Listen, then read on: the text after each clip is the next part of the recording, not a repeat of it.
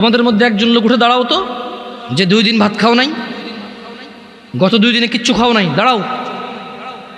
একটা ছেলে দাঁড়াও, গত 2 দিন কিচ্ছু খাও নাই। কিন্তু এখানে তোমাদের মধ্যে অনেকে আছো গত সপ্তাহে জুমা পড়ছো আর এই সপ্তাহে জুমা পড়ছো, এই আজকের জুমার পরে আবার আগামী জুমা পড়বা। কিভাবে তোমার ইমানটা বাঁচে বলতে পারো আমাকে?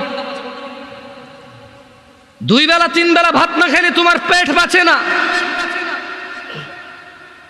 আর 35 ওয়াক্ত নামাজ ছেড়ে কি শক্তিশালী ইমান তোমার। বলছে যে ফাইন সলুহাত, যার নামাজ সঠিক হবে, ফাকাদ আফলাহা ওয়া আনজাহা, সে সফল হবে, নাজাত পাবে। ওয়া ইন ফাসাদাত ফাকাদ খাবা ওয়া খাসির, যার নামাজ নষ্ট হয়ে থাকে সে ব্যর্থ হবে, বিপর্যস্ত হবে।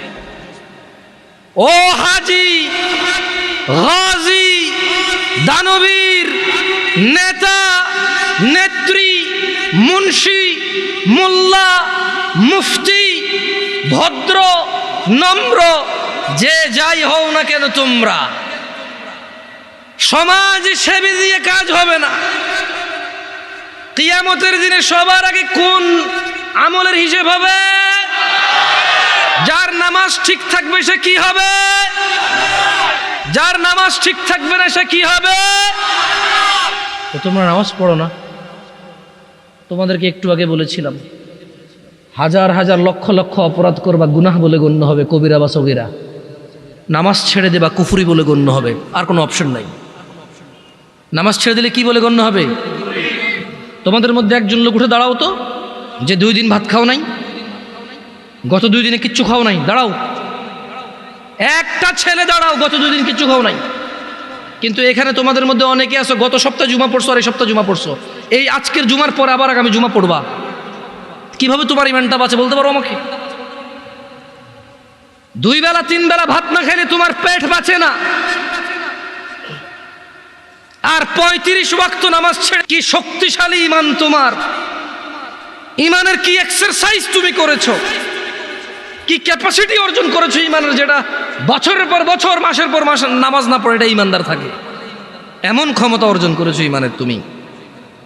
শোনো আমার ভাই, আব্দুল্লাহ ইবনে মাসউদ রাদিয়াল্লাহু আনহু থেকে বর্ণিত, তিনি বলেন, সাআলতু নবিয়্যা সাল্লাল্লাহু আলাইহি ওয়াসাল্লাম, আব্দুল্লাহ ইবনে মাসউদ বলছে রাদিয়াল্লাহু আনহু, যে আমি আল্লাহর নবী সাল্লাল্লাহু আলাইহি ওয়াসাল্লামকে জিজ্ঞেস করলাম, বললাম, ইয়া রাসূলুল্লাহ, আইয়ুল আমালি আহাব্বু ইলাল্লাহ, ইয়া রাসূলুল্লাহ, ও আল্লাহর রাসূল সাল্লাল্লাহু আলাইহি ওয়াসাল্লাম, আল্লাহর কাছে কোন আমলটা সব থেকে প্রিয়?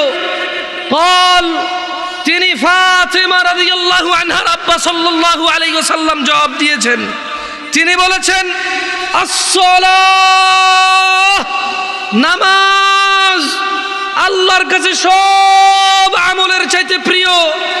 আলা ওয়াক্তিহা, সময় মতো নামাজ পড়া আল্লাহর কাছে সকল আমলের চাইতে প্রিয়। এই পৃথিবীতে যত আমল আছে মানুষ করে, আস-সালাতু আলা ওয়াক্তিহা, সময় মতো নামাজ পড়া আল্লাহর কাছে সব চাইতে প্রিয়। দিনী ভাইরা, কত গুনাহ, কত অপরাধ, সিনেমা, নাটক, গান বাজনা, অপরাধের শেষ নাই। মিনিটে মিনিটে, ঘন্টায় ঘন্টায়, দিনে রাতে হিসেব ছাড়া অন্যায় অপরাধ করি, অথচ একটা ইবাদত এই পৃথিবীতে আছে যেটা করে মানুষ মুসলমান থাকতে হয়, ওই একই ইবাদত সমস্ত গুনাহের কাফারা হয়। একই ইবাদত যেটা করে মুসলমান থাকতে হয়। যেমনটা বাচ্চা যুবক চাকরিতে ঢুকলো, ঢুকার পর ডিউটিতে যেতে হয় চাকরি বাঁচাইতে হইলে, নাইলে চাকরি থাকবে না, চাকরি বরখাস্ত হয়ে যাবে, কোম্পানির কেউ বলে গণ্য হবে না। 1 দিন 2 দিন 3 দিন, 1 বেলা 2 বেলা 3 বেলা, 1 মাস 2 মাস 3 মাসেরও সুযোগ নাই। 2 4 10 দিন যদি ডিউটি ঠিক মতো না যায়, কোম্পানি তাকে বরখাস্ত করবে। এই কোম্পানির কেউ বলে গণ্য হবে না। বোনাস তো দূরের কথা, বেতন থাকবে না, বেতন তো দূরের কথা, চাকরি থাকবে না, চাকরি তো দূরের কথা, লাঞ্ছিত, বদনাম হবে, ডিউটি ফাঁকি দেয়, চোর বলে গণ্য হবে। নামাজ একই রকম ইবাদত। কোনো মানুষ যদি নিজেকে মুসলমান দাবি করে, সে প্রতিদিন 5 বার প্রমাণ করতে হবে সে মুসলমান, আদারওয়াইজ তার মুসলমানি তো টিকবে না।